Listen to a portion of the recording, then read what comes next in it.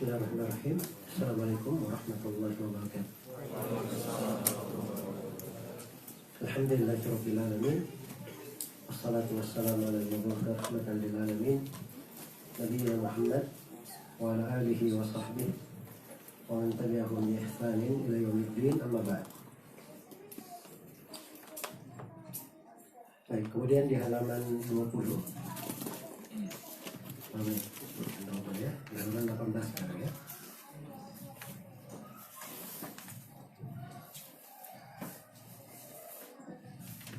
Ini pembahasan yang ke-6, sikap terhadap bid'ah.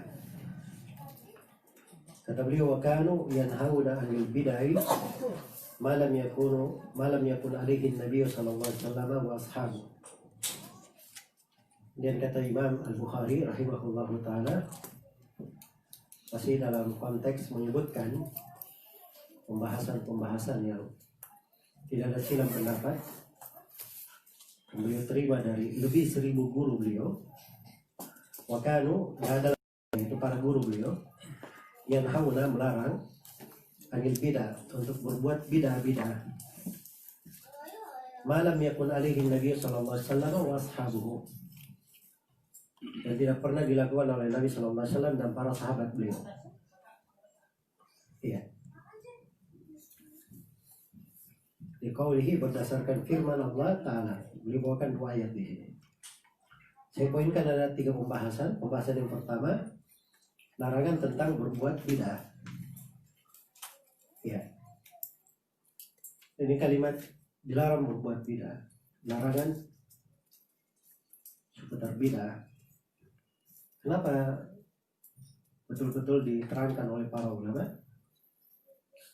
Karena Nabi SAW sudah mengingatkan tentang bahaya bid'ah sebelum bid'ah itu ada. Jadi bid'ah itu belum terjadi, tapi Nabi sudah mengingatkan tentang bahayanya. Bahkan di dalam ayat-ayat Al-Quran telah diberikan pondasi-pondasi tetap akan keharaman bid'ah tersebut, akan bahayanya. Iya. Makanya dari bahaya bid'ah itu, yang pertama, bid'ah ini itu artinya tasyri', dia membuat syariat baru. Cara tidak langsung koreksi terhadap Allah dan Rasul ya. Jadi Allah sudah membuat sebuah syariat, sudah menjadikan manusia di atas syariat, lalu dia datang membuat syariat baru untuk diikuti. Iya. Ini cukuplah kelancangan sekaligus pelanggaran. Nah, dalam Al-Quran Allah menegaskan kepada Nabi-Nya, "Tsumma ja'alnaka 'ala syari'atin minal amri fattabi'ha wa la tattabi' ahwa'al ladzina la ya'lamun." Kemudian kami jadikan engkau Nabi Muhammad di atas sebuah syariat dari perkara, di atas syariat dari agama. Maka ikuti syariat itu, dan jangan ikuti hawa nafsu orang yang tidak mengetahuinya. Kemudian yang kedua dari bahaya bid'ah ini, seperti yang dikatakan oleh Imam Malik, siapa yang menyangka ada perkara bagus dalam agama tidak diajarkan oleh Nabi SAW, itu artinya dia menyangka Nabi Muhammad berkhianat menyampaikan agama. Kenapa? Kata Imam Malik, karena Allah telah berfirman di dalam Al-Quran, "Al-yawma akmaltu lakum dinakum wa atmamtu alaikum ni'mati wa raditu lakumul Islam dinan." Pada hari ini telah kusempurnakan agama kalian untuk kalian, dan telah kucukupkan nikmatku atas kalian, serta telah kuridhoi Islam sebagai agama kalian. Berarti agama ini sudah sempurna. Ya, kalau ada yang berbuat sesuatu yang baru, ditanya apa dalilnya? Oh, ini memang tidak ada dalilnya Pak, dari Al-Quran dan Sunnah, benar, kita akui.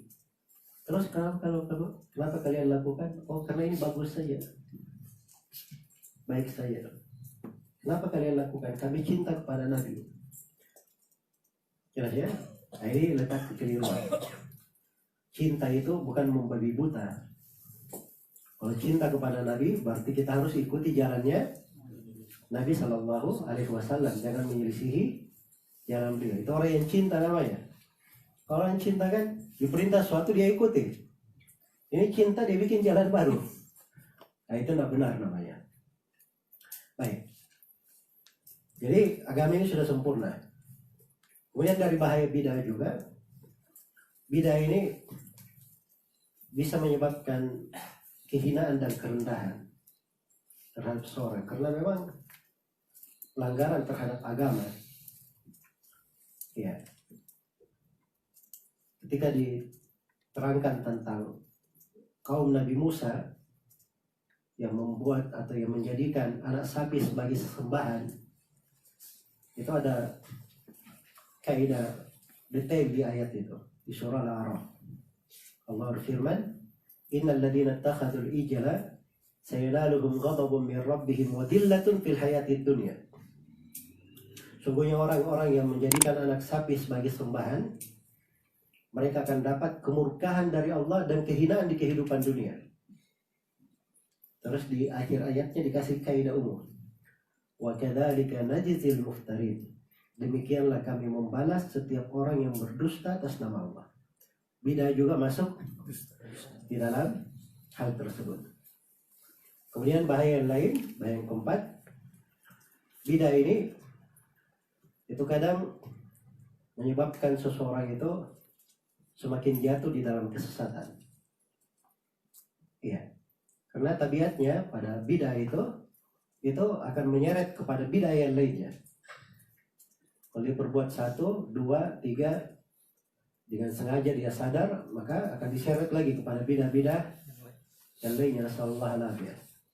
Karena itu dalam Al-Quran dikatakan falamma zagu azaghallahu qulubahum. Begitu mereka menyimpang, Allah membuat hati mereka lebih menyimpang. Qul man kana fi dhalala falyamdud lahu ar-rahmanu madda. Katakan siapa yang berada dalam kesesatan, Allah akan membuat dia semakin lapang di dalam kesesatannya. Baik. Kemudian yang keberapa sekarang? Yang kelima dari bahaya bidah. Bidah ini membuat seorang itu sulit bertobat.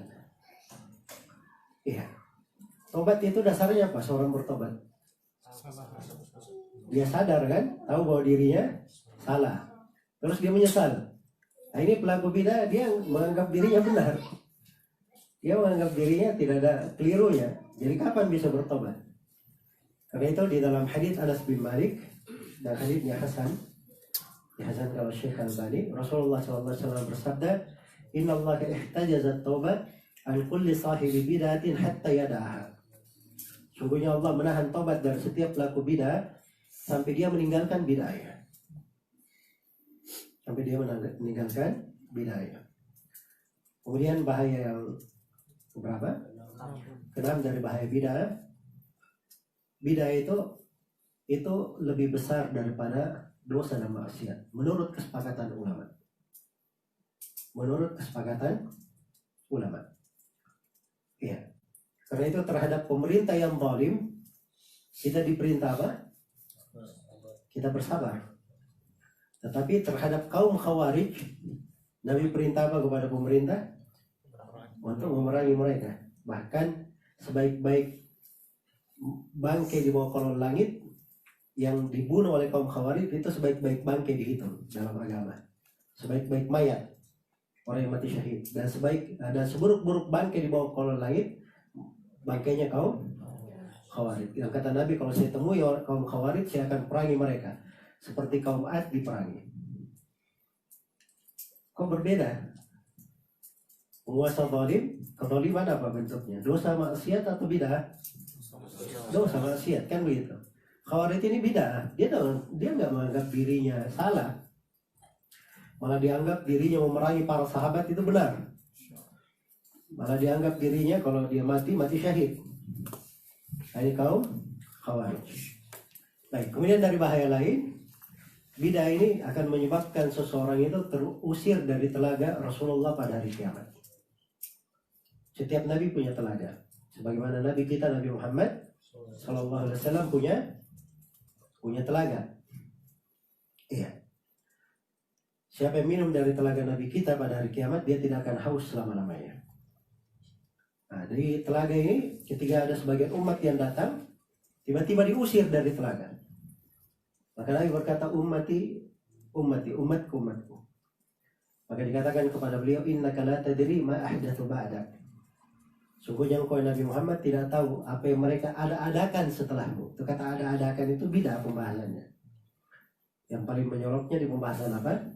Bid'ah. Walaupun masuk di dalamnya juga dosa-dosa besar, masuk di dalamnya orang yang murtad keluar agama. Tapi kata mengada-adakan, itulah bid'ah namanya. Baik, sudah berapa itu? 7. Yang ke 8. Bid'ah ini akan menyebabkan turunnya laknat Allah Subhanahu wa taala kepada seorang hamba. Karena itu di dalam hadis riwayat Bukhari dan Muslim dari Ali bin Abi Thalib radhiyallahu anhu, Rasulullah sallallahu alaihi wasallam bersabda, "Wa man awa muhditsan fa alaihi la'natullahi wal malaikati wan nasi ajma'in. La yuqbalu minhu sarfun wala 'adl." Barang siapa yang melindungi seorang pelaku bid'ah, muhditsan itu pelaku bid'ah. Dan boleh juga hadits dibaca waman awa muhdatsan, siapa yang menganut bid'ah, begitu penerjemahannya. Ini dua yang kena, yang menganut bid'ah atau melindungi pelaku bid'ah, maka atas dia laknat dari Allah, laknat dari malaikat, dan laknat dari seluruh manusia. Mungkin ada yang bertanya, kok bisa laknat seluruh manusia? Saya nggak melaknatnya, misalnya. Maka jawabannya, lisan laknat itu dua macam lisannya. Ada lisan hal, dan ada lisan al-maqal. Ada lisan ucapan, dan ada lisan keadaan. Iya, ada lisan keadaan. Jelas ya? Maka kondisi yang melaknatnya, manusia itu semuanya melaknatnya. Perbuatannya itu membahayakan orang. Baik, maka dia juga dilaknat oleh seluruh manusia, tidak diterima darinya suatu apapun. Kemudian yang ke-9, bid'ah ini menyebabkan amalan itu tidak diterima. Menyebabkan amalan tidak diterima. Karena itu Nabi sallallahu alaihi wasallam bersabda, "Man 'amila amalan laisa 'alaihi amruna fahuwa radd." Siapa yang beramal dengan sebuah amalan yang tidak dibangun di atas perkara kami, maka amalan tersebut adalah amalan yang tertolak. Baik. Saya kira cukup ya, 9 dari bahaya bid'ah. Jangan ringkas. Karena itu jelas ya, kenapa dilarang? Ya seperti itu. Ini perkara yang sangat berbahaya. Ya, coba bayangkan, jadi setiap orang kalau dia sibuk urusannya cari hal yang tidak disyariatkan, padahal yang disyariatkan saja banyak. Jelas ya? Disyariatkan banyak. Kemudian dari sudut lain, kalau dia sudah meninggalkan hal yang disyariatkan, dia mengambil bid'ah, itu pasti akan hidup, akan ada sunnah yang hilang. Pasti akan ada sunnah yang hilang. Karena itu kata Imam Ibnu Hazm Al-Andalusi rahimahullah ta'ala, kata beliau, "Ma ra'ayna bid'atan muda'ah illa wa ma'aha sunnatun muta'ah." Kata beliau, kami tidak melihat ada bid'ah yang disebarkan kecuali di situ pasti ada sunnah yang ditelantarkan. Ada sunnah yang ditelantarkan. Misalnya selepas sholat 2 berjamaah sama-sama, itu kan bid'ah kan? Ada sunnah pasti yang hilang. Sunnahnya tidak berdoa, itu sunnahnya. Kadang ada orang salah paham ya, dia pikir sunnah itu semuanya mengerjakan. Padahal sunnah itu 2 jenis. Ada sunnah dalam bentuk mengerjakan, ada sunnah dalam bentuk meninggalkan. Bentuk meninggalkan. Makanya kita diam, tidak melakukan sesuatu yang tidak disyariatkan, itu sunnah namanya. Itu juga sudah terhitung ibadah. Nah, itu fikih harus dipahami. Nah, ini pemahaman seperti ini kan didapatkan dengan mempelajari ilmu. Ya, makanya orang yang belajar ilmu itu kadang dia diam-diam, tidak berbuat sesuatu, tapi pahalanya lebih banyak daripada orang yang apa? Orang yang banyak beribadah. Karena itu kata sebagian sahabat, beribadah 1 malam suntuk, puasa setiap hari dari orang yang jahil, ya itu tidak bisa dibanding dengan tidurnya tidurnya orang yang punya ilmu dan bukannya orang yang punya ilmu di siang hari. Ya, jadi orang yang punya ilmu dia di malam hari tidak banyak tidur, tidak banyak sholat. Ada tidurnya, ada sholatnya. Siang hari tidak selalu puasa, ada puasanya, ada bukanya. Itu lebih baik daripada kesungguh-sungguhannya orang yang apa? Beribadah sungguh-sungguh tapi di atas kejahilan. Karena itu kata para ulama, hemat di atas sunnah itu lebih baik daripada sungguh-sungguh di atas bid'ah. Iya. Makanya di atas dasar ini para ulama itu semuanya melarang dari bid'ah. Ya kalau di masa sekarang ini subhanallah ya, orang yang memperingatkan bid'ah, langsung diajukan 10 jempol kepadanya. Apa namanya, ditunjuk dengan 10 jari. Wah, ini pemecah belah umat. Ya. Ini intoleransi. Ya. Apa namanya? Non moderat. Macam-macam dari bahasa yang digunakan. Dan ini semuanya kekeliruan yang harus diperbaiki. Malah melarang dari bidah itu justru kita mengembalikan umat kepada syariat yang benar. Malah kita mengembalikan mereka kepada jalan pertengahan. Itu sebenarnya yang pertengahan, yang ringan bagi mereka. Sebab agama ini mudah, dasarnya seperti itu. Kemudahan itu dengan apa mengukurnya? Bukan dengan akal diukur kemudahan itu. Kemudahan dalam agama itu, jalan pertengahan dalam agama itu ukurannya mencocoki syariat. Itu ukurannya. Semakin kita mencocoki syariat, berarti artinya kita semakin memudahkan dan semakin di jalur pertengahan. Kemudahan dan jalur pertengahan itu tidak ke kanan, tidak ke kiri. Dia berada di atas apa? Di atas jalan.